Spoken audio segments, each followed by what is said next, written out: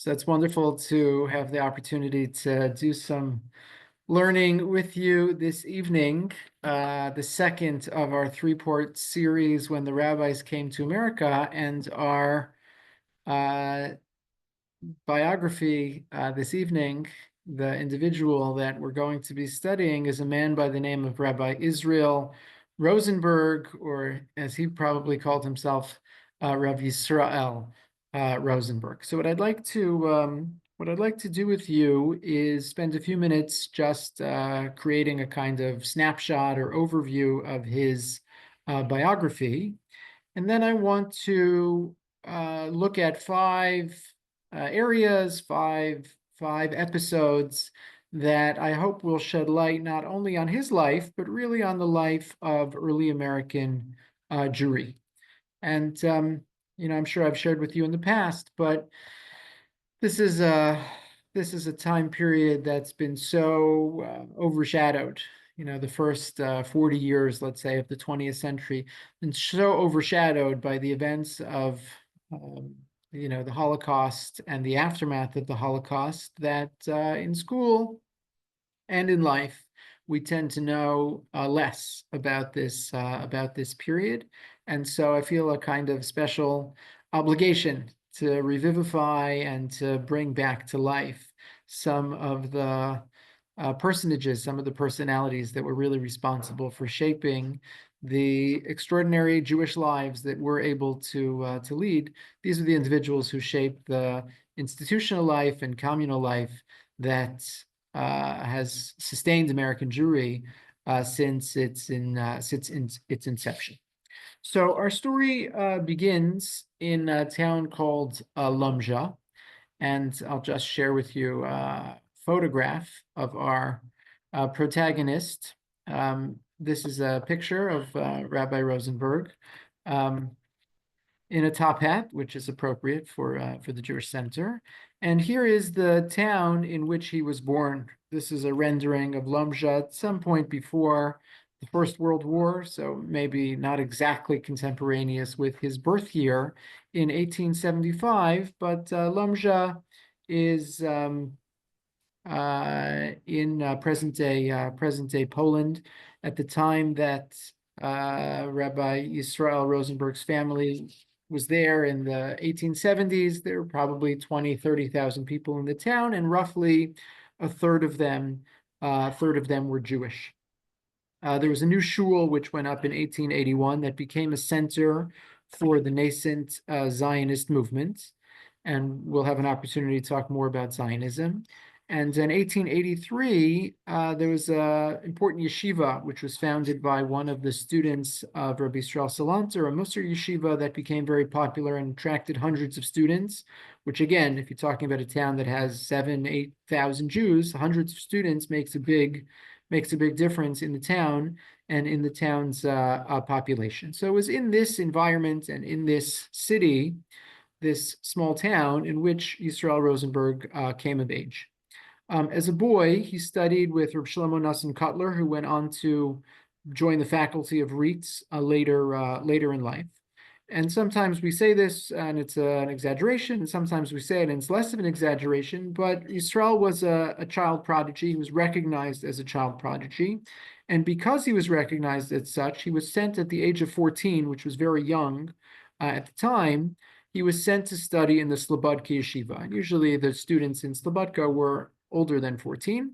So this was something of an exception to the rule because of his exceptional abilities. Okay.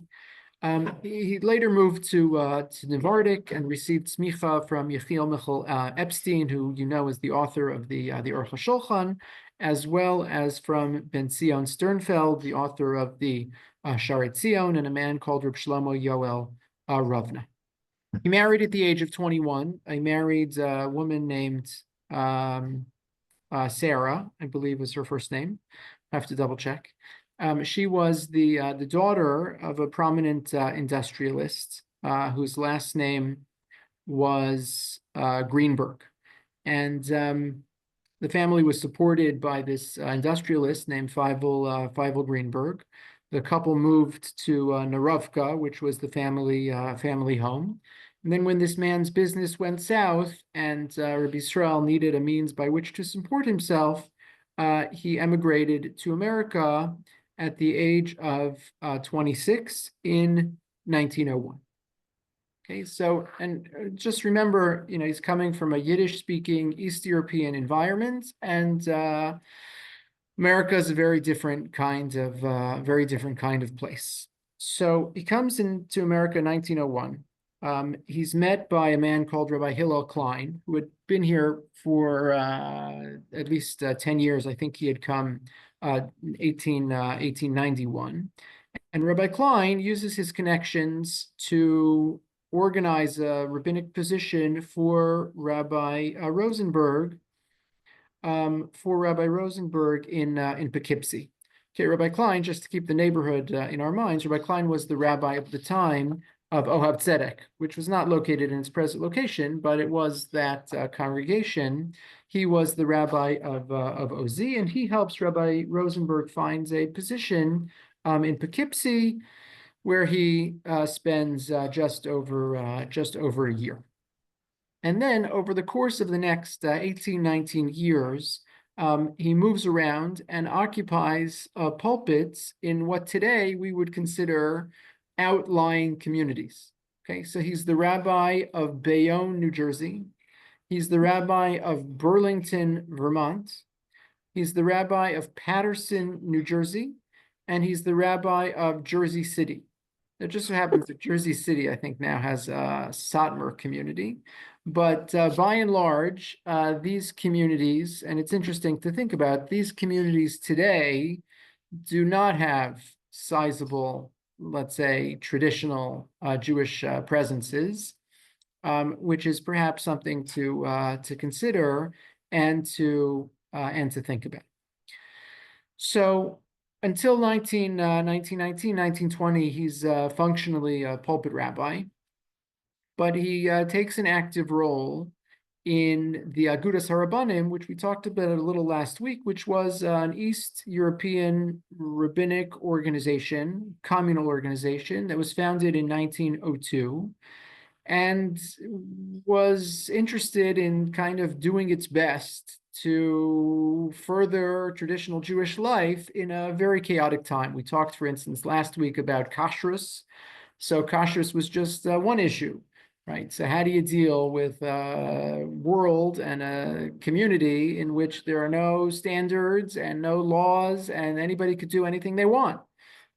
So a very different model from what the Eastern European rabbis were accustomed to in their home communities and in their home countries. So it's not just kashrus, it's Shabbos, it's Jewish education, it's mikvah, it's the relationship with the government, right on down the list. So early on, Rabbi Rosenberg gets involved and becomes active in this communal organization.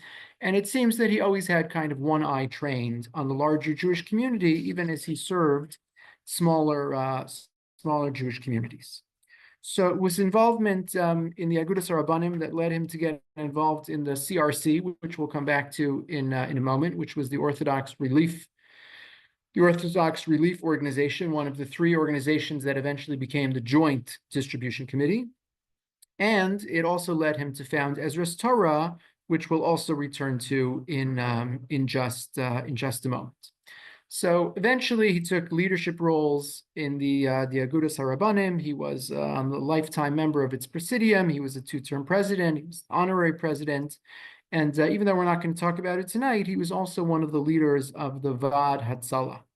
The Vaad Hatzalah was the rabbinic organization during the Holocaust that was working alongside other organizations like the Joint Distribution Committee to rescue Jews from Europe, and specifically they were focused on Rosh Yeshiva and Talmud scholars and yeshiva students who were otherwise in grave danger in Israel and Eastern Europe primarily.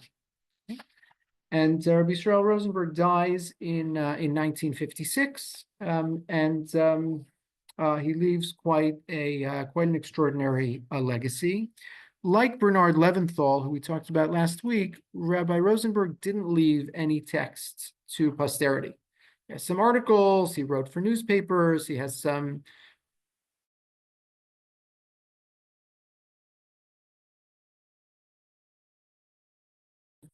uh,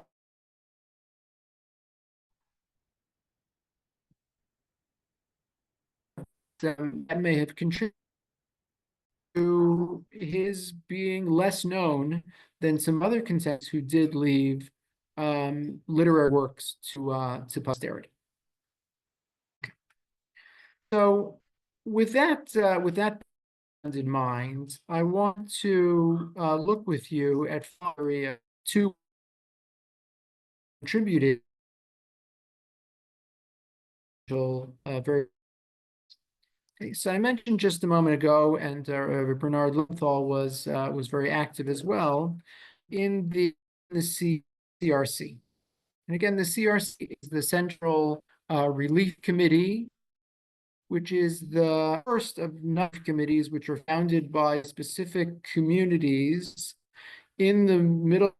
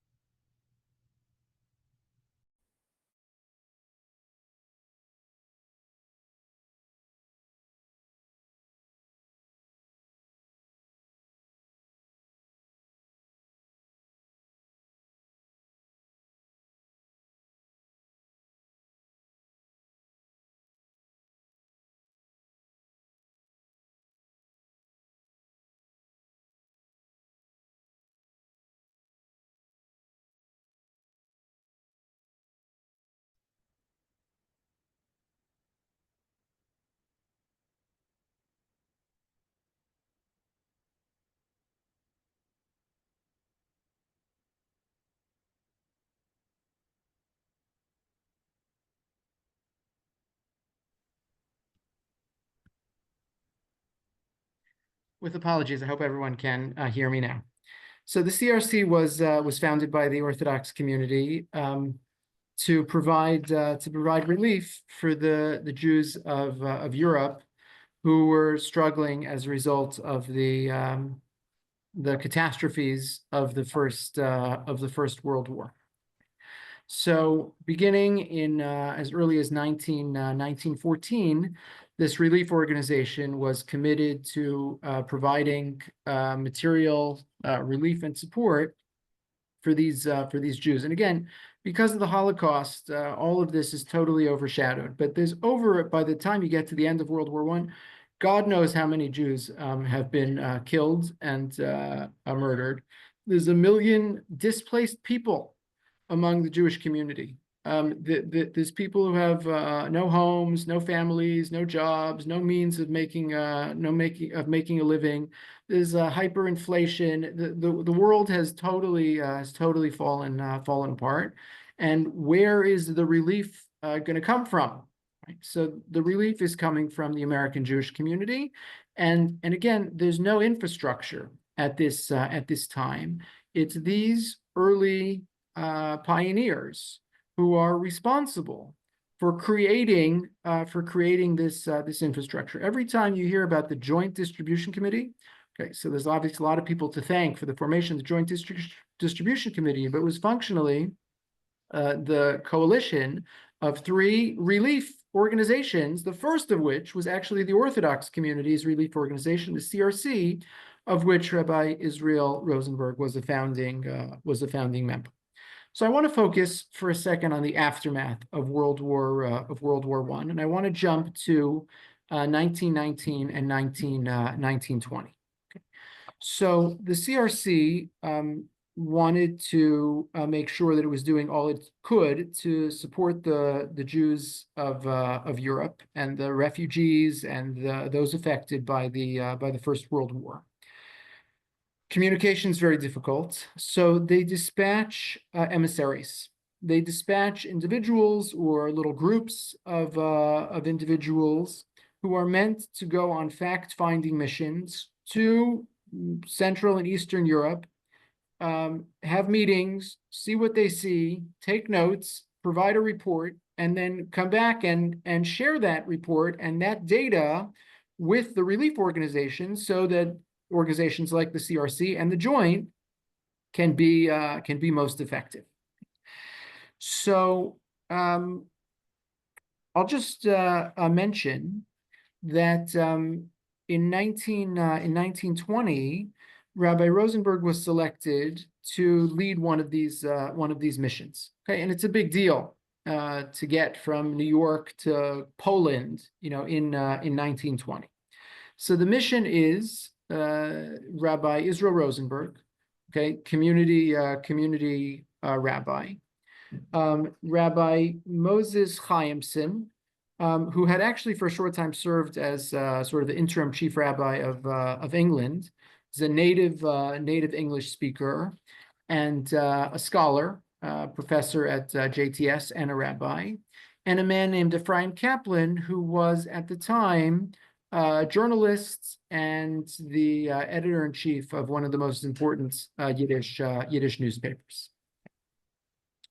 So they spent 3 months primarily in Lithuania, Germany, and Poland. And I'll just share with you a couple of sources that I hope will give you just a window onto what it is that Rabbi Rosenberg and his colleagues found as part of this mission. Okay, so let me pull up for you if I can. It may take me a moment to come up with this document. But I have for you, there's something called the Rabbi Rosenberg, the Israel Rosenberg Papers, which are housed at the Jewish Theological Seminary. And let me see. Here we have. I apologize. We'll get this up. And one of those files is a radiogram. It's an amazing document. No one's ever seen this document. Okay, a radiogram. It's from 1920, August 4th, 1920. And this is the three of them. It's signed, as you can see at the bottom, by Rabbi Israel Rosenberg, Dr. Moses Chaimson, Ephraim Kaplan. And here's what they cable back to their committee at home. Central Relief Committee, 51 Chambers Street, New York. Danzig, they're in Danzig. Okay, it's Gdansk, present-day Gdansk. Danzig had become a free city under the control of the League of Nations in the aftermath of the First World War, I believe in early 1920. Okay, so if you're a refugee and you have no place to go, well, Danzig's not a bad spot. So these three missionaries, in the literal sense, these three men on a mission from New York City are in Danzig. And this is what they say. Danzig overrun with war victims from Poland. Situation critical. Immediate help necessary. Local community doing utmost but unable cope with problem. Stop. Impossible connect with JDC Warsaw. Stop. Local representative Jews appealed. We cable JDC New York for 150,000 German marks. Emergency relief pending transmission. Detailed report. By mail. Please act immediately. Answer telegraph. Address Samson Danzig. Stop. Above message cabled JDC. Please urge immediate action. Rabbi Israel Rosenberg, Dr. Moses Chaimson, Ephraim Kaplan. Okay, they're paying by the letter. So, as you know, it's a little hard to read. There's no punctuation. It's an emergency. They have they they have no lever to pull. The best they can do is, call back home on a radiogram and say, "Can you send relief?" That wasn't even their job. They were just on a fact-finding mission. They weren't meant to go and provide humanitarian aid. That wasn't their mission. And yet, obviously moved by the plight of these refugees, they cable back home and say, can you possibly help? So this story happens to have a pretty good ending, which is over the course of some time, the message was received, and the JDC actually sent. We have these numbers. They send $10,000 in aid, and I tried to calculate it, and it's hard because the so much fluctuation in the exchange rates. But $10,000 was roughly 150,000 German marks, which was exactly what the three individuals representing the CRC had asked for. And there were thousands, if not tens of thousands, of refugees from Danzig. Danzig became a way station. Tens of thousands of refugees who made it from Danzig eventually to North America, to the United States and Canada. So I want to share with you. I'll just be brief in the interest of time. I was not able to locate a report that was sort of signed by Israel Rosenberg. It doesn't mean there isn't one. It just means I couldn't find it. But I did find a report by Moses Chaimson, who was on the same mission and visited the same three countries. And Moses Chaimson was the native English speaker. So to the extent that there's information here that I have for you in English, it wasn't going to be written by Rosenberg. It was going to be written by Chaimson. And I'll just share with you, I believe he was the rabbi of Orach Chaim, actually, at the time, bringing it back to our community and the Upper East Side. So this is Moses Chaimson's report. Statement on the situation in Lithuania with reference to cultural work by Rabbi Dr. Moses Chaimson, recently returned from Poland and Lithuania. And here it is. I'll just read a couple snippets. He says, in Poland, the present suffering of our people continues to assume such proportions that the question of economic reconstruction must of necessity be delayed until better conditions are obtained. All that we can do in Poland for the time being is to give bread to the hungry and clothing to the naked, so that our brothers and sisters and the little children shall not perish of hunger and cold. Wow. I mean, talk about desperate. Okay, we must also provide for them medical care. Just jump down to that last paragraph. He quotes one of the doctors, an eminent physician. He said, in many of the hospitals, I found practically all of the drug bottles were empty. Before a patient is admitted to the hospital, he must purchase iodine and a bandage. The director of the Jewish hospital had only 10 rolls of bandage and practically no iodine. Because of the lack of bandage, they were compelled to use dressing pads made up of dried leaves. These pads are placed on open abdominal wounds and infection very often follows. Infected bandages are also washed and rewashed until they are in shreds. The war is over. This is the aftermath of the war. And just listen to the words of these men who almost can't believe what they're seeing. They're coming from New York City, 1920, like civilization, and they go back to Germany, Poland, and Lithuania, and they're beside themselves. Lithuania, and here's the report. He says it's a little better. The next page, the prospects of our people in Lithuania are much brighter. Liberty, freedom, and tolerance prevail there to an extent that is indeed gratifying. The towns and villages are broken, but the people have food and employment and are cheerful. There is, however, a greater danger in Lithuania than in even Poland. 5.5 years of war have produced a moral and religious demoralization. The old chadarim were closed when Jewish communities were expelled from the Kovna government, and that took place at the beginning of the war. This is ancient history. This is, 1914, 1915. The teachers were dispersed and have sought other occupations. The communities are exceedingly poor and unable adequately to provide for the instruction of their young. What adds to the gravity of the situation that the two types of schools have come into existence: one where the medium of instruction is Yiddish, and one where the medium of instruction is in Hebrew. In the former school, the education is poor quality and scanty. In certain cases, the spirit of the school is antagonistic to religion. In the latter, the attitude toward religion is not in harmony with the traditional orthodoxy, which was the basis of Jewish culture in Lithuania. And so they bring back this report that not only is physical relief needed, but we need to rebuild Jewish institutions which were destroyed as a result of the First World War. Okay, after returning in October of 1920, Rabbi Rosenberg traveled around the country, and he would give talks and he would raise money from every Jewish community that he could get connected to support a $14 million relief campaign to fund needy Jews in the aftermath of the First World War. I should mention, not only in Europe, but also in Palestine. Okay. Second piece that I want to share with you from the life of Rabbi Israel Rosenberg is undoubtedly the thing or the organization most associated with this man's name and legacy. I opened my mail today and I received a letter from an organization called Ezras Torah. Maybe you got the same solicitation. Ezras Torah was founded by Rabbi Israel Rosenberg and continues to exist and flourish over 100 years later.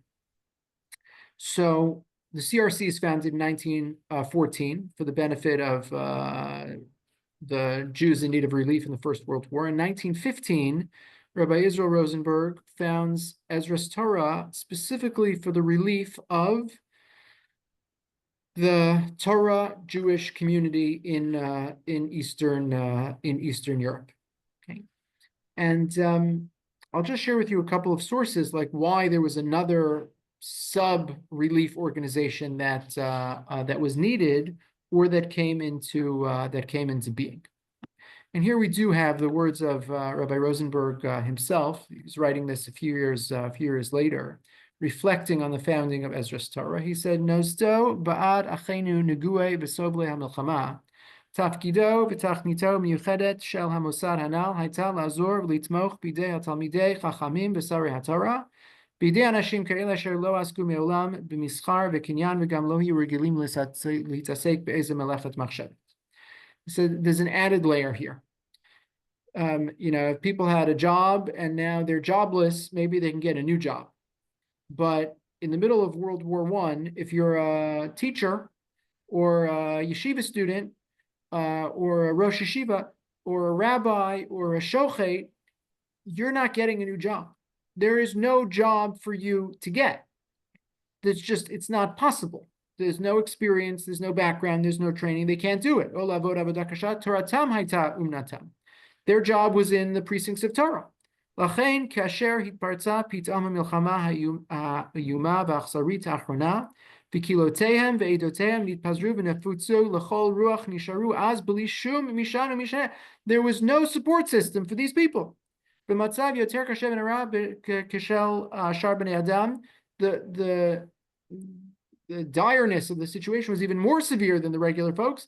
עזובים ונדודים היו הולכים בכל מרחבי הגלות השונים והחדשים, אשר נתהוו והתרבו על ידי המלחמה הכללית ועל ידי שונאי ישראל הרבים, אשר אגרו אז יותר עוז ואומץ לענות את בני ישראל ולרודפם לחינם.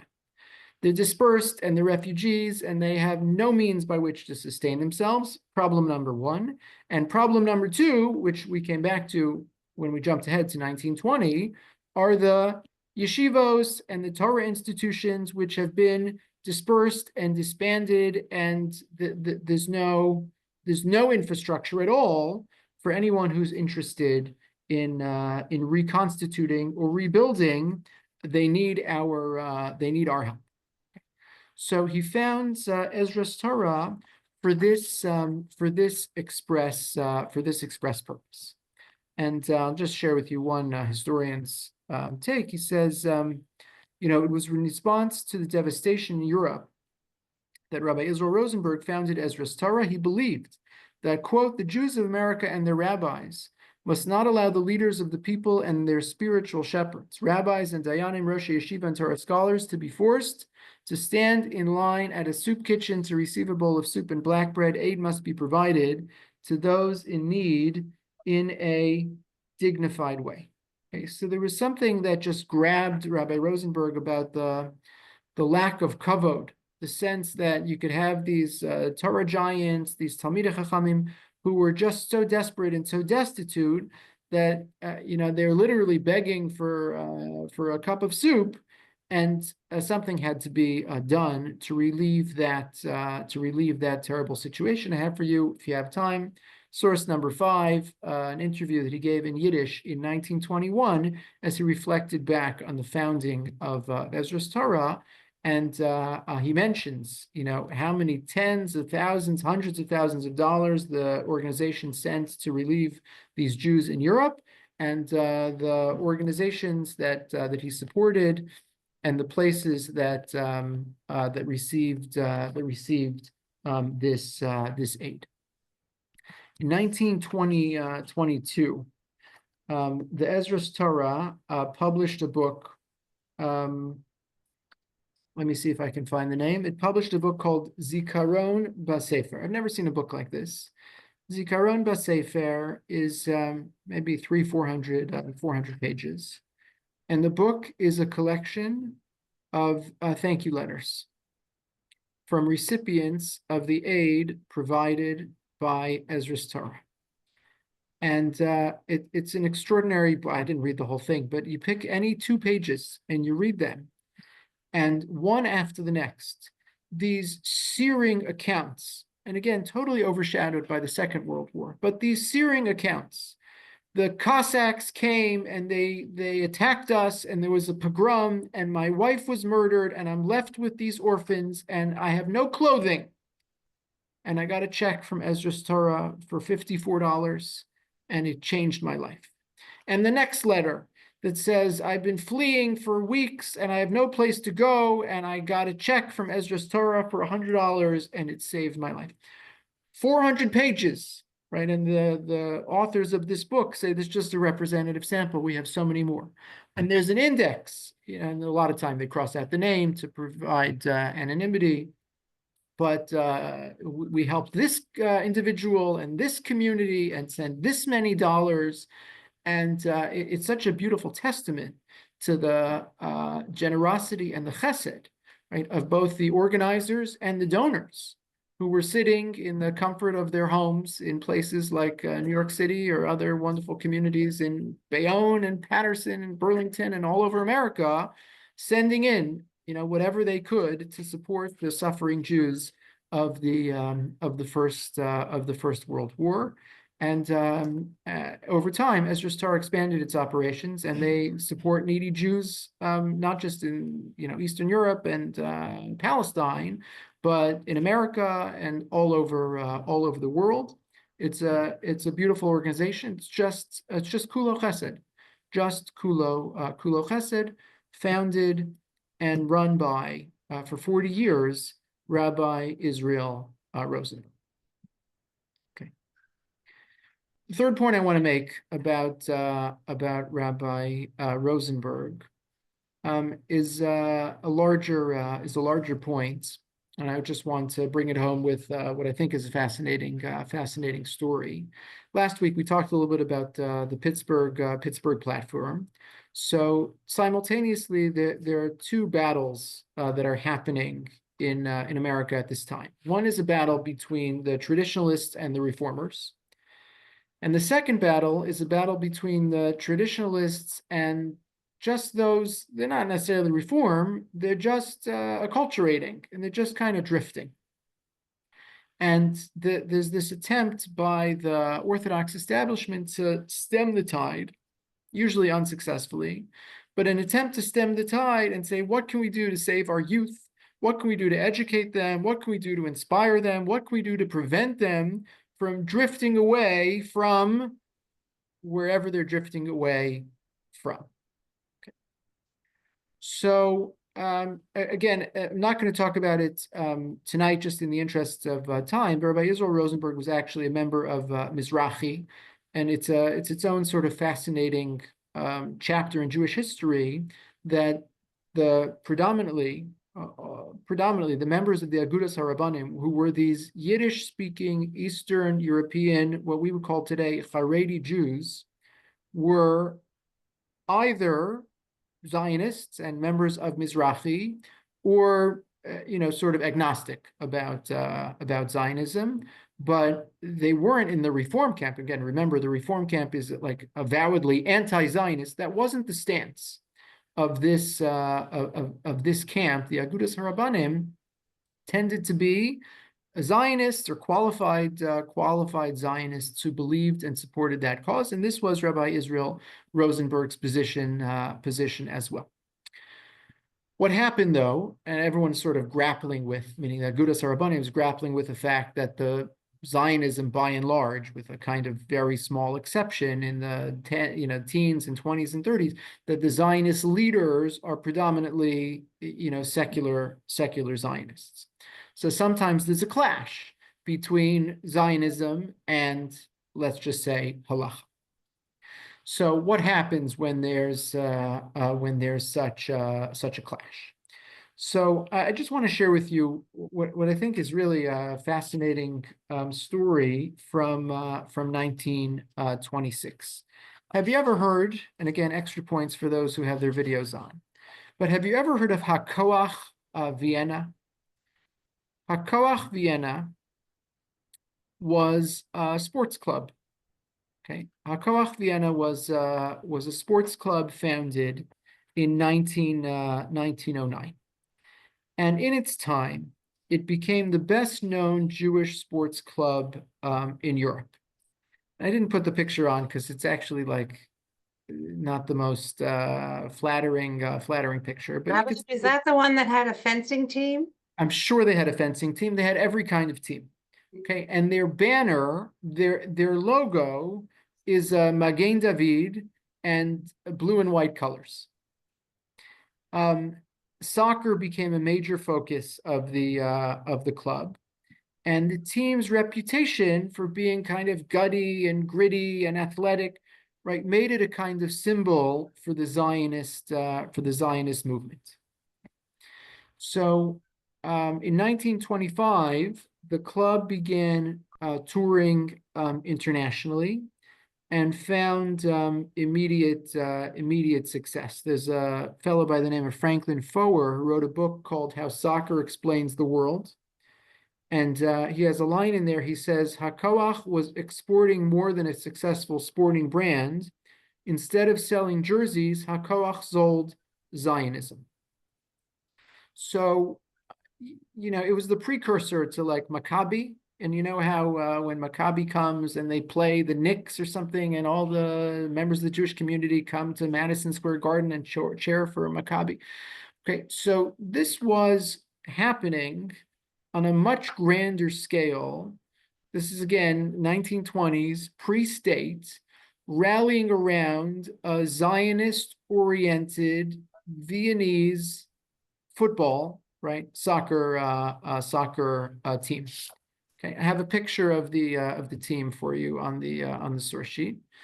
I should have gone the other way and asked you, what would you guess this is a picture of? I don't know if you would have guessed that this is a picture of HaKoach Vienna. These are the athletes, and I guess their spouses and maybe some coaches, something like this.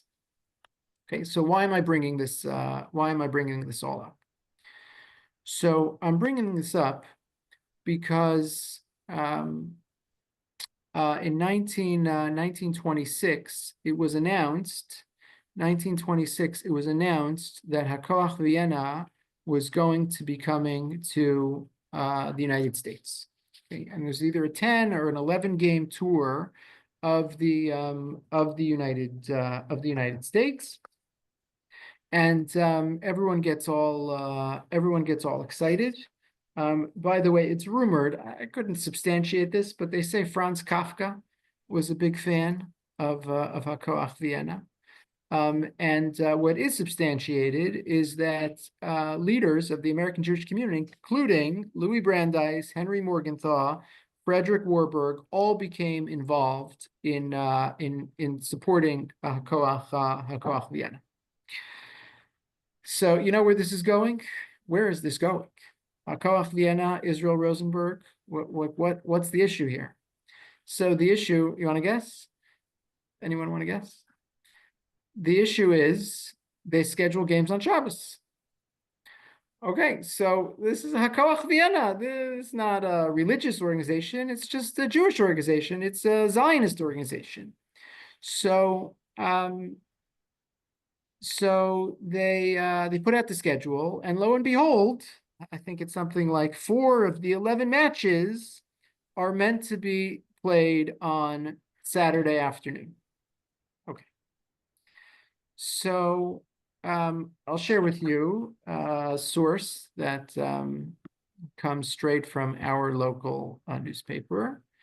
Here we have the New York Times, April 28th, 1926. 11 to oppose Hakoach announced. Indiana Giant team for Saturday game listed. Jewish Sabbath Alliance protests. Soccer officials in charge of the game to be played at the Polo Grounds Saturday between Hakoach 11, that's just 11 players on a soccer team, Hakoach 11, and a pick team from the New York Giants and Indiana Fleering Cubs, announced the lineups of the rivals yesterday. The forward line of the combined team will be composed chiefly of flooring men, while the defense will be taken care of by members of the Giants. Very nice. Executive Secretary Rosenberg, who is that? That's Rabbi Israel Rosenberg, who happens to be at the time also involved in an organization called the Sabbath Alliance, which we'll talk more about next week, of the Jewish Sabbath Alliance of America, which is trying to have the game called off as it falls on the Jewish Sabbath. So Rabbi Rosenberg said yesterday, we will leave no stone unturned in voicing our protest. Actions such as these tend to break down not only the religious, but also the national Jewish spirit. You see, it was a chap. It's like, you think it's Zionists, and if you're missing the religious component, you're also not going to get the Zionist component. Okay, it also was stated the alliance would carry its protest to every rabbi and Jewish organization in the city. What do you think happened? How successful was the protest? Totally unsuccessful. How many people came to the match at the Polo Grounds? 46,000 people. Okay, it broke the record. It set the record. There was no soccer match which had ever been attended by so many people in America. The record held for 30 years until Pele played at the Polo Grounds or something. Okay, so spectacularly unsuccessful, but I bring it up because this is just the kind of thing that people like Rabbi Rosenberg were involved in, which is to say, is there something we can do? And they're grasping, there's no template for this, right? What's our relationship with a soccer team that wants to play the Zionist? We support them, we want them, but they're playing on Shabbos, and that's not good. So they're struggling and they're grasping at straws, and so they take an interview with the New York Times and say we object, we protest. By the way, amazing. You Google it. Google Hakoach Vienna Polo Grounds. There's a video. There's a 1-minute video of the soccer match. You can see them. They're pretty good. You can see when the video pans out, silent video. You can see the people in the stands. You can see the people who are playing in the game itself. Amazing part of our national history, national story. And as a kind of epilogue, I'll just say the tour was so successful, and the players found the welcome so generous and so magnanimous. There's no anti-Semitism in America, barely any anti-Semitism in America in 1926. They stayed. So they left Hakoach Vienna. They joined American soccer teams, and Hakoach Vienna ended up being diminished because they lost some of their best players in the course of the story. But again, this is what the American rabbinic leadership is struggling with. We want people to be Shomer Shabbos. We don't want them to be going to soccer matches on Shabbos. How do we prevent them? They don't have the tools. They don't have the levers to pull. to actually move the needle, but that doesn't stop them from trying. Okay. The fourth story that I want to share with you has to do with Jewish education, and specifically with REITs. We talked a little bit about it last time. REITs was founded in 1896. Rabbi Bernard Leventhal was one of the organizers. Rabbi Rosenberg didn't get to America until 1901. REITs was already going, but he was involved in many ways from its outset. He did a lot of fundraising just as a volunteer. He said, the institution needs money, I'll go ask people for money. And he used whatever connections he had to try to raise money for REITs, which again, in its infant days, was struggling to stay afloat. There's an interesting parenthesis, which is recognizing that REITs was basically the first and only yeshiva in America. Rabbi Rosenberg was all too happy to be involved, but he actually had a principal objection to the whole orientation of the place, which was the idea of REITs was to produce rabbis. And so we're going to give you a smicha, we're going to give you a diploma, you're going to have a degree, and then you're ordained and you can go out and be a rabbi. And that wasn't with rare exception, other than like the Hildesheimer Seminary in Berlin, that was not the model in Europe. Nobody had a degree from Slobodka. If you learned a bunch of years and at some point somebody offered you a job the day before you left, you took, you had an interview with the Rosh Yeshiva, he said, you have smich, right? It wasn't as if you're going through a curriculum and taking tests and graduate. So Rabbi Rosenberg said, they should just be learning, and they should learn Torah Lishma. They shouldn't be learning to get a degree.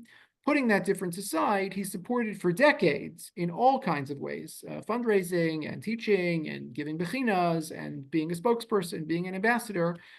He did whatever he could for REITs, including being one of its first vice presidents in the first decade of the 20th century. So I'll share with you one fascinating story which took place in 1922. Rabbi Rosenberg was on one of his whirlwind tours, going from community to community to raise money and to raise awareness for the relief efforts of the CRC in the aftermath of the war.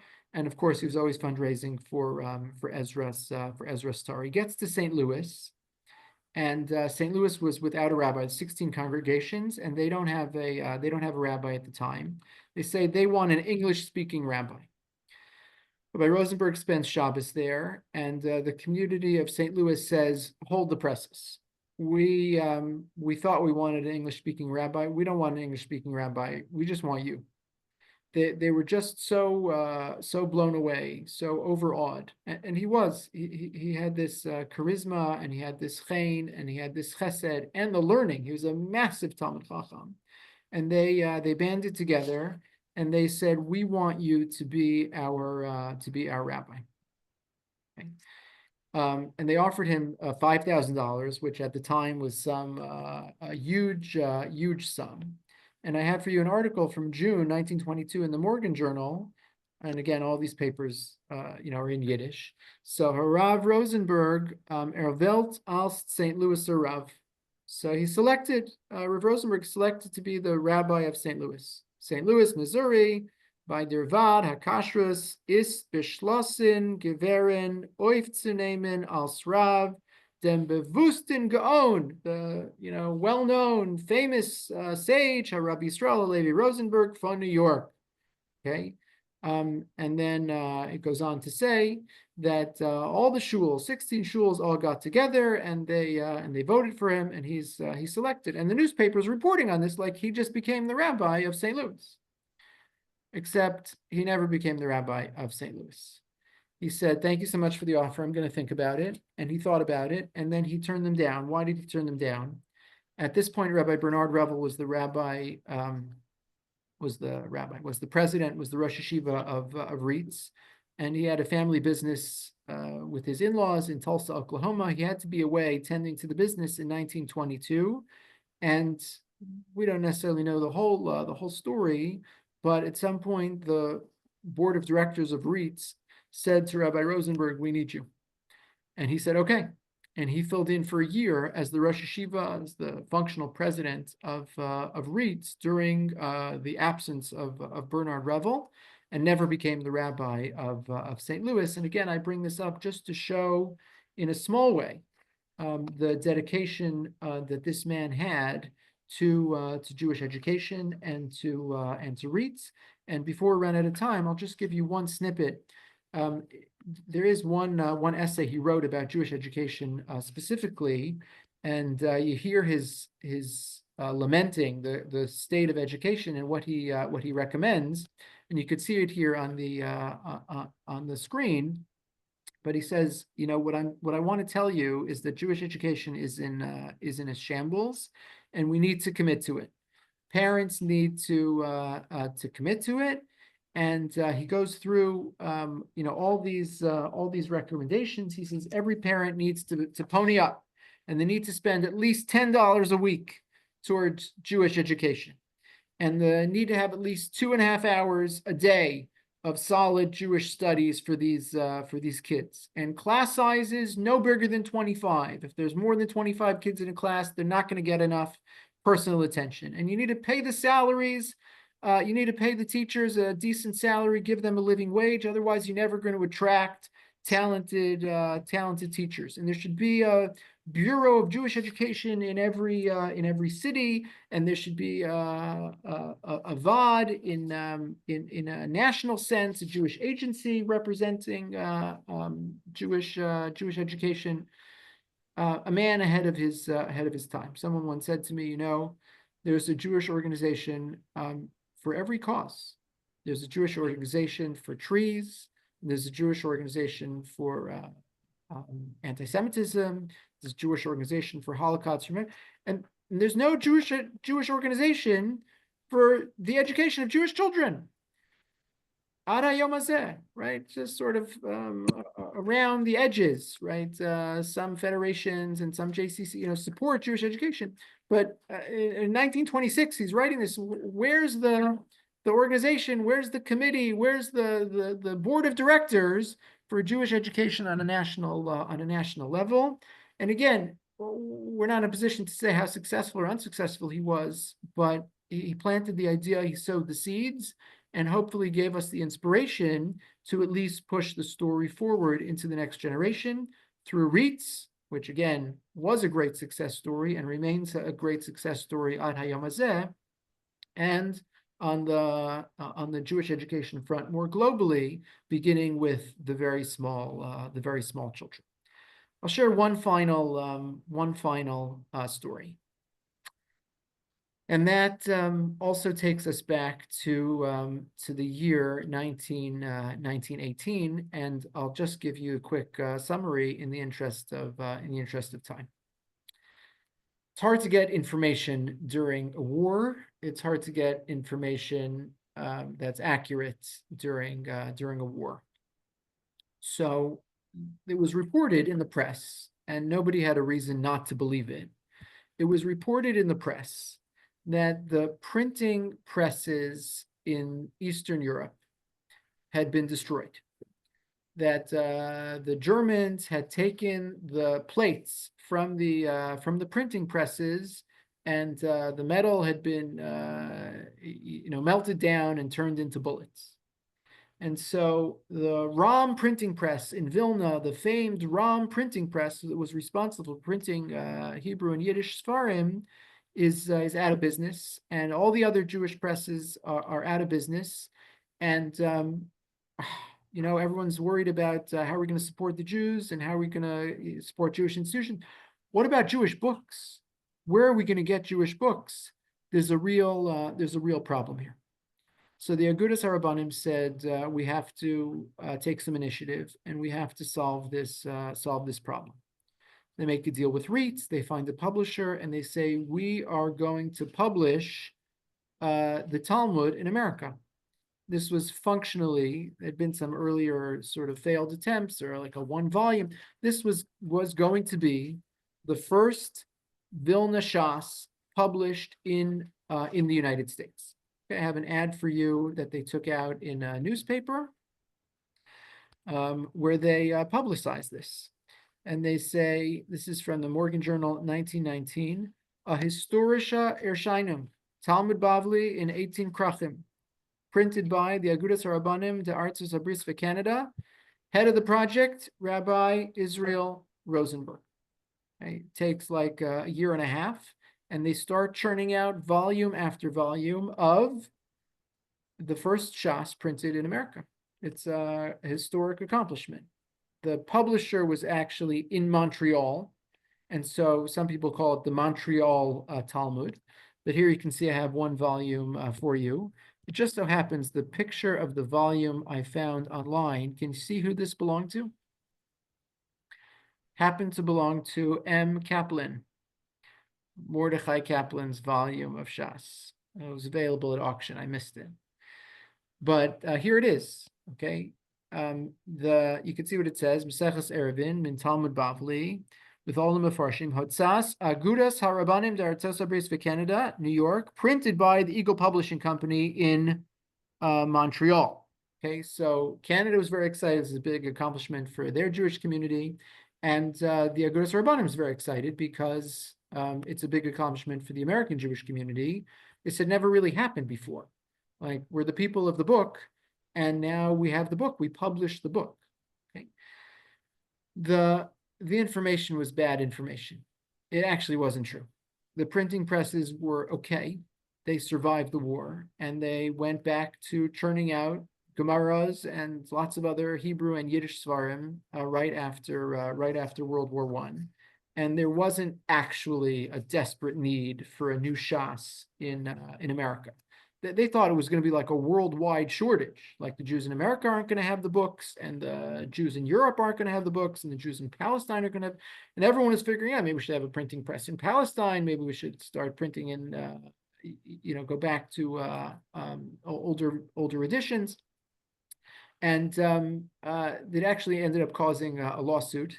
There was a massive lawsuit that emerged from this because there was copyright infringement. The publishers of this, and it's amazing because these issues are still live today. How do you enforce international copyright? So the folks in Vilna, it's called the Vilna Shas, because it's printed in Vilna by the Ram publishers. What we know as the regular page of the Talmud, someone says, Shabbos Daf Chav Beis. So what they mean is Daf Chav Beis in the Vilna Shas.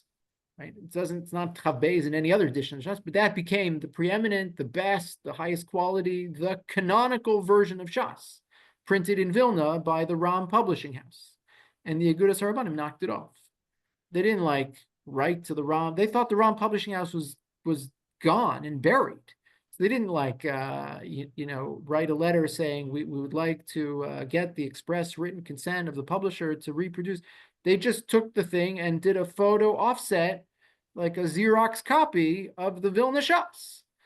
And the folks at the Ram Publishing House sued the Agudas Harabanim for copyright infringement. You took our book and republished it without our permission, and they worked out some settlements through arbitration. Okay, so fascinating story in the history of Jewish America, and a fascinating story in the history of Hebrew printing in America. So I'll just conclude by saying two last words. One is to say that the career of Rabbi Israel Rosenberg was kind of a mixed bag. Right, there's some spectacular successes. Ezra's Torah, REITs, these are amazing organizations that have done, immeasurable work for the Jewish people in America and beyond. The Chesed and the Torah are just extraordinary. And there were some spectacular failures. The Jewish Sabbath Alliance in 1926. I don't know how many people they convinced not to go to the polo grounds on Saturday afternoon. Okay, and this Talmud printing project that costs $130,000, a failure based on bad intel, and the energies and the money could have been used for a much better purpose. Okay, some spectacular failures. But in the face of, war and poverty and uncertainty and a failing education system and religious slackening, I think Yisrael Rosenberg's message was there's always something to be done. And you almost surely won't always succeed, but you almost as surely won't always fail. And so with some successes and with some failures, Rabbi Yisrael Rosenberg and his contemporaries laid the groundwork for all of us, for all of the Jews who are the beneficiaries in America and beyond, the beneficiaries of the groundwork that he laid for Jewish communal and institutional life and the communal institutions that we've come to enjoy, and we should at least know the name of the great Baal Chesed, Reb Yisrael Rosenberg. So I'm going to stop here, but happy to stay on and entertain any questions or comments. Yeah, I see a couple of hands. Robert and Perla. Yeah, this is probably a little cynical, but I was just curious regarding the resolution of the copyright dispute over the Vilna Shas. Yeah. You mentioned that it was done via arbitration. And was that arbitration through a Beis Din, or was it arbitration ordered by a secular court, which, given the fact that copyright is, secular law, and it would be kind of ironic if that's where it went. Yeah, so I haven't really gotten to the bottom of it. We could talk a lot about this history. It's very hard to find sources for any of these stories. You Google Rabbi Israel Israel Rosenberg, like there's not even a Wikipedia page. There's a two paragraph encyclopedia page. Very hard to get to the bottom of these stories, and sometimes you have different versions of events. So the as best I can tell, there was either an individual or a little Beis Din that was responsible for helping settle the debate, but it was going on, for a long time. In this case, I happen to have access to like some letters, in one direction. 1928, we get a letter from a lawyer representing the Ram Press to the Agudas HaRabbanim. You owe us damages, and I don't have the response. So I just know that there's a suit, there's a case, and somebody says, "Oh, there was a case, and I was involved in resolving it." But the details are scant. It doesn't mean we won't find them one day, but I haven't found them yet. Do you think it's a coincidence that so many founders of YU were Levine? That's a fascinating question, Dr. Hepner. I have not thought about that. The Soloveitchiks are all Levine. Rabbi Bernard Leventhal was a Kohen. Rabbi Israel Rosenberg, our subject tonight, was a Levi. Who else do you have in mind?